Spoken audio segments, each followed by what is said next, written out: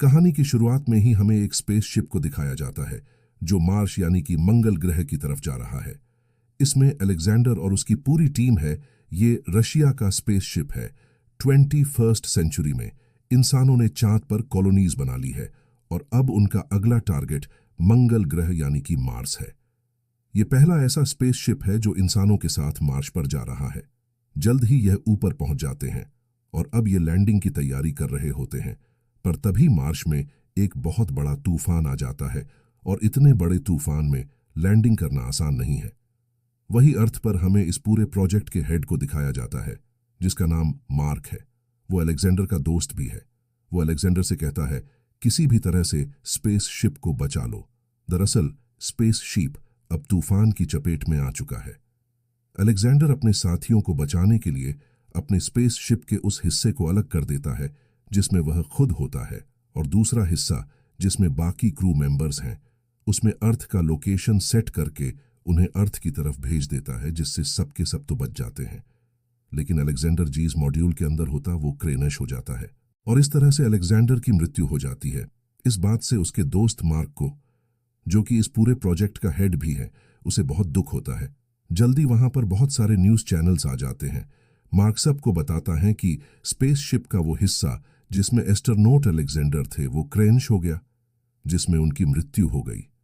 वहीं दूसरी तरफ हमें मार्स पर दिखाया जाता है कि अलेक्जेंडर जिस मॉड्यूल के अंदर था वो क्रैश होकर मार्क्स की एक चट्टान पर अटका हुआ है और इस क्रैश में उसकी जान बच गई। अलेक्जेंडर जल्दी से अर्थ पर कांटेक्ट करता है जहां पर उसका दोस्त मार्क न्यूज चैनल को अपना इंटरव्यू दे रहा होता है और जब अर्थ पर पता चलता है कि मार्क का दोस्त अलेक्जेंडर जिंदा है, मार्क बहुत ज्यादा खुश हो जाता है।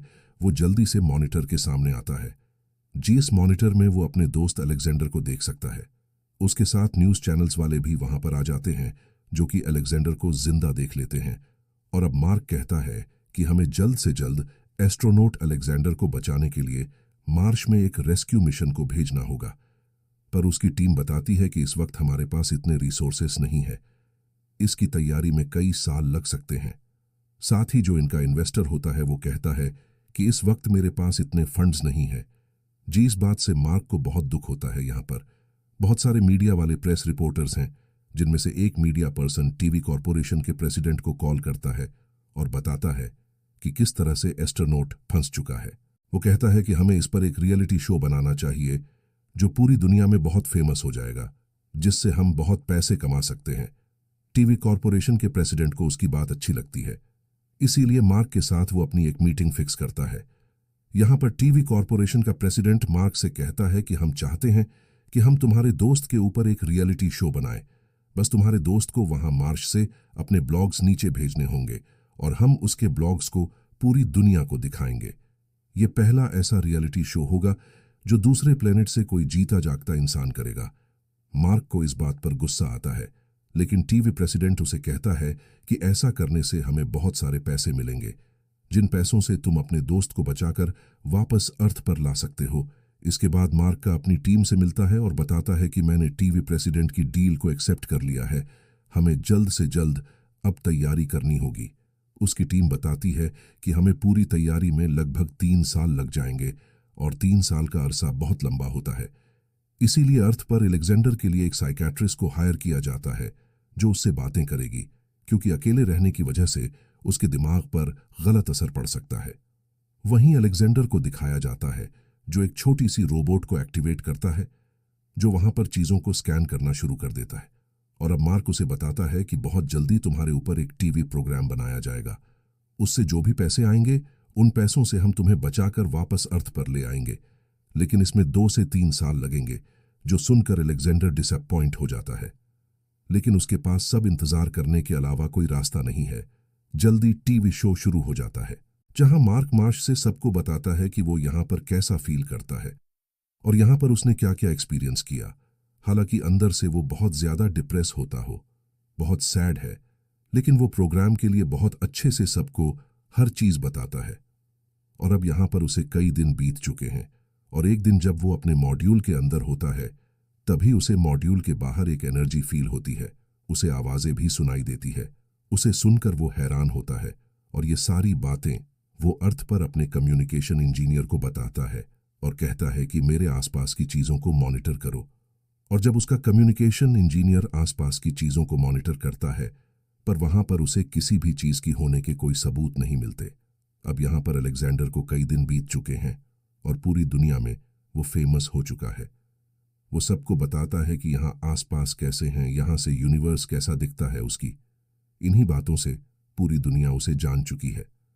हर एक ब्लॉक के बाद उसकी साइकाइट्रिस्ट उससे बहुत अच्छे से बात करती है ताकि उसे अकेलापन ना लगे, उसे डिप्रेशन ना हो। और ये बात साइकेट्रिस्ट का जो फियोंसे होता है, जो कि अलेक्जेंडर का कम्युनिकेशन इंजीनियर भी है, उसे बिल्कुल अच्छा नहीं लगता। साथ ही अलेक्जेंडर के टीवी का जो होस्ट होता है, जिसने इस पूरे प्रोग्राम के कॉन्सेप्ट को बनाया है, वो अलेक्जेंडर से बहुत ज़्यादा जी होता है, क्योंकि उसे उतनी पॉपुलैरिटी नहीं मिलती जितनी कि अलेक्जेंडर को मिलती है। वही मार्क प्रोड्यूसर से पैसों की डिमांड करता है, लेकिन वो मना कर देते हैं। वो कहते हैं कि अब तक हमारे पास इतने फंड जमा नहीं हुए कि हम तुम्हें पैसे दे सके, पर जल्दी हम तुम्हें अच्छा खासा अमाउंट देंगे। इस भाव से मार्क डिसअपॉइंट हो जाता है, क्योंकि 6 महीने हो चुके हैं और 6 महीनों के बाद भी उसने अपने दोस्त अलेक्जेंडर को बचाने के लिए कोई पुख्ता कदम नहीं उठाए। वही अलेक्जेंडर भी फ्रस्ट्रेट हो चुका है और अब वो वहां पर प्लांटिंग करने की भी कोशिश करता है। और एक शाम को उसे एक बार फिर से आवाजें सुनाई देती है। उसके मॉड्यूल के बाहर बहुत रोशनी होती है, पर जल्दी सब कुछ शांत हो जाता है। उसे कुछ समझ नहीं आता कि ये क्या हुआ। दरअसल जो आवाज उसे सुनाई दे रही थी, वो उसकी मॉम की आवाज थी, जो अब इस दुनिया में नहीं है। अगले दिन टीवी सेशन के दौरान वो सब कोई बातें बताता है कि मार्स में मुझे अजीब अजीब सी आवाजें सुनाई देती है और एक दिन पहले मुझे अपनी मॉम की आवाज सुनाई दी। ये सुनकर वहां सबके सब हैरान हो जाते हैं। आपको लगता है कि अलेक्जेंडर के दिमाग पर असर पड़ रहा है, इसीलिए जो उसकी साइकाइट्रिस्ट होती है वो उससे एक बार फिर से बात करती है। अलेक्जेंडर उसे बताता है, जिस भी एंटिटी को मैंने महसूस किया, जिसकी मैंने आवाज सुनी, मुझे लगता है वह मेरे दिमाग को रीड कर सकती है। मेरे दिमाग में जितने भी सवाल हैं, मुझे कई सवालों के जवाब मिल जाते हैं। अर्थ पर करोड़ों लोग रहते हैं और उन लोगों की एक्टिविटी उनके एक्शन अर्थ का भविष्य निर्धारित करते हैं। और ठीक उसी वक्त अलेक्जेंडर को एक म्यूजिक सुनाई देता है, लेकिन वहां पर कोई भी उस म्यूजिक को रीड नहीं कर पाता और अब उसकी साइकाइट्रिस्ट को लगता है कि वो हेलुसिनेट कर रहा है। अलेक्जेंडर कहता है कि ये जो भी एंटिटी है, ये कोई हायर पावर, कोई हायर एनर्जी है जो मुझसे कम्युनिकेट कर रही है। तभी वहां पर उसका जो कम्युनिकेशन इंजीनियर होता है, सेल अलेक्जेंडर के आसपास कुछ साउंड के सिग्नल्स मिलते हैं, जिस बारे में वो अपनी से यानी कि अलेक्जेंडर की साइकेट्रिस्ट को बताता है। ये अलेक्जेंडर शायद सच कह रहा है, पर वो उसकी बातों पर यकीन नहीं करती। अलेक्जेंडर ने कई दिनों से टीवी प्रोग्राम नहीं किया, जिस वजह से टीवी का जो प्रेसिडेंट होता है उसकी टेंशन बढ़ जाती है, क्योंकि वो इस शो से अच्छे खासे पैसे कमा रहा होता है। सीलियो मार्क और अलेक्जेंडर के पहले मिशन पर पैसे लगाने वाले इन्वेस्टर को कॉल करता है और ये आपस में कुछ बातें करते हैं, जिसके बाद ये पूरी दुनिया में अनाउंस करते हैं कि अलेक्जेंडर जल्द ही अपने एक शो को शुरू करेगा, एक जिसमें वो 24 घंटे लाइव रहेगा। और जल्दी उसका शो शुरू हो जाता है, जिसमें अलेक्जेंडर को दिखाया जाता है, जो पहले से ज्यादा एक्टिव होता है। उसके चेहरे पर अब कोई तनाव नहीं होता। साथ ही अब अलेक्जेंडर को उसकी साइकाट्रिस्ट से बात नहीं करने दिया जाता। इस वजह से उसे शक होता है। वो अपने फियोंसे से मिलती है और उससे पूछती है कि यहाँ पर क्या चल रहा है। उसका फियोन उनसे बताता है कि अलेक्जेंडर को मार्क्स में जो भी आवाजें सुनाई देती हैं वो सब कुछ सच है। मैंने उस फ्रीक्वेंसी को सुना है, मैं उस स्टडी करना चाहता हूं, लेकिन यहाँ पर जितने भी फाइनेंसर और इन्वेस्टर्स हैं, उन्होंने अलेक्जेंडर के साथ मार्श से सभी कम्युनिकेशन को तोड़ दिया है। उससे अब कोई बात नहीं कर सकता। वही हमें अलेक्जेंडर के दोस्त मार्क को दिखाया जाता है, जो उसके शो के प्रोड्यूसर के पास जाता है। वो कहता है कि 1 साल हो चुका है, अब हमें उसके रेस्क्यू मिशन को शुरू करना चाहिए, और प्रोड्यूसर साफ साफ मना कर देता। वो कहता है कि हमारे प्लान में कभी भी रेस्क्यू मिशन नहीं था। मार्क को समझ में आ जाता है कि उसे और अलेक्जेंडर को इस्तेमाल किया गया है। वहीं हमें अलेक्जेंडर को दिखाया जाता है, जिसके सर में बहुत ज्यादा दर्द हो रहा होता है, और तभी उसकी मॉड्यूल के बाहर वही रोशनी, वही एनर्जी आ जाती है जो उसकी मॉड्यूल पर हमला कर रही होती है। यहाँ पर हमें अलेक्जेंडर की हालत को दिखाया जाता है, जो पहले से बहुत ज्यादा खराब है। अगले दिन जब उसका लाइव शो होता है, वो अलेक्जेंडर वर्ल्ड में सबसे ज्यादा फेमस है, जिसका शो हर कोई हर कंट्री से देखता है। वो सबसे रिक्वेस्ट करता है कि मैं चाहता हूं कि आप सब के सब हमारी प्रोड्यूसर को अपना वोट दे, जो कि प्रेसिडेंट के लिए खड़े होने वाले हैं। दरअसल रशिया में अब जल्दी इलेक्शन होने वाले हैं। इसके बाद प्रोड्यूसर आता है और वो अपनी स्पीच दे रहा होता है। वे जहां से प्रोड्यूसर स्पीच दे रहा होता है, वहां पर मिलिट्री के बहुत सारे सोल्डर्स आ जाते हैं। वो इस पूरी जगह को घेर लेते हैं और यहां पर खुलासा होता है कि आज तक जिसे सब के सब अलेक्जेंडर समझ रहे थे, वो अलेक्जेंडर नहीं था, बल्कि एआई की मदद से सबको अलेक्जेंडर का रूप बनाकर बेवकूफ बनाया जा रहा था। साथ ही इस जगह को हूबहू उसी जगह की तरह दिखाया जा रहा होता है जो मार्स में अलेक्जेंडर की मॉड्यूल की तरह है। दरअसल इस जगह को उस जगह की तरह बनाया होता है और अब यहां पर बहुत सारे प्रेस वाले आ जाते हैं। वो पूछते हैं कि अलेक्जेंडर का क्या हुआ।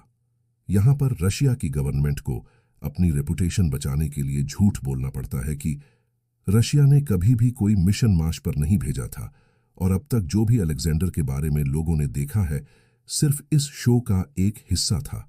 मार्क का अपने दोस्त अलेक्जेंडर के लिए बहुत परेशान होता है और अब वो उस जगह आ जाता है जहां से वो मार्क से कम्युनिकेट कर सकता है। यहां पर मिलिट्रीज पूरी जगह को बंद कर रही होती है, लेकिन किसी तरह से वो उस जगह पहुंच जाता है। कहां से वो अलेक्जेंडर से कम्युनिकेट कर सकता है। वो अलेक्जेंडर से कनेक्ट होता है और कहता है कि मुझे माफ कर देना, मैं तुम्हारे लिए कोई भी रेस्क्यू मिशन नहीं भेज पाया। मार्क सारी सच्चाई बता देता है कि किस तरह से गवर्नमेंट ने हमारे पूरे प्रोजेक्ट को झूठा करार दे दिया, यानी कि उनके मुताबिक हमने कभी कोई मिशन मार्स पर भेजा नहीं था। अगर तुम चाहते हो कि तुम्हारे बारे में दुनिया को पता चले, तो वहां पर कुछ ऐसा करो, इससे दूसरे देश की कोई सैटेलाइट रिकॉर्ड कर ले और सबको पता चल जाए कि तुम मार्स पर फंसे हुए हो। इसके बाद हो सकता है कि तुम्हारे लिए कोई रेस्क्यू ऑपरेशन भेजा जाए। अलेक्जेंडर कहता है कि तुम अपना ध्यान रखना। इसके बाद वो अपने मॉड्यूल से बाहर आ जाता है और अपने पूरे मॉड्यूल में एक बहुत बड़ा ब्लास्ट करता है और ये ब्लास्ट अमेरिका की एक सैटेलाइट पर रिकॉर्ड हो जाता है, जिसके बाद न्यूज़ में बताया जाता है कि मार्स पर एक ब्लास्ट को रिकॉर्ड किया गया है और ये वही लोकेशन है। यहाँ पर टीवी शो के दौरान अलेक्सर की मौजूदगी के बारे में बताया गया था, यानी कि ये सच है कि अलेक्जेंडर अब भी मार्स में फंसा हुआ है और अब पूरी दुनिया को पता चल चुका है। ये अलेक्जेंडर सच में मार्स पर है। वही हमें मार्स में अलेक्जेंडर को दिखाया जाता है, जो अपना स्पेस सूट पहनकर चल रहा होता है। बताता है कि मार्स में जो एंटिटी है वो खुद अपने आप में एक पूरा यूनिवर्स है। उस एंटिटी ने मुझे बताया है कि आज तक इस पूरे ब्रह्मांड में, इस पूरे यूनिवर्स में जो कुछ बना है वो जाने अनजाने में इंसानों ने बनाया है। इंसानों के एक्शन से आने वाला समय बनता है। इंसान चीजों को डिस्ट्रॉय करता है और वही बनाता भी है। अगर इंसान अपने स्वार्थ के बारे में ना सोचे, वो अपनी अर्थ के बारे में, प्रकृति के बारे में, ब्रह्मांड के बारे में पॉजिटिव सोचे, तो वो पूरी दुनिया को आने वाले वक्त को बहुत बेहतर बना सकता है। और ये कहते कहते अलेक्जेंडर एक पहाड़ की चोटी पर पहुंच जाता है, जहां में उसके ऊपर उसी एनर्जी को दिखाया जाता है जो अलेक्जेंडर के अंदर समा रही होती है। इसी के साथ ही फिल्म ये कहानी यहीं पर खत्म हो जाती है। उम्मीद करते हैं कि ये कहानी आपको पसंद आई होगी।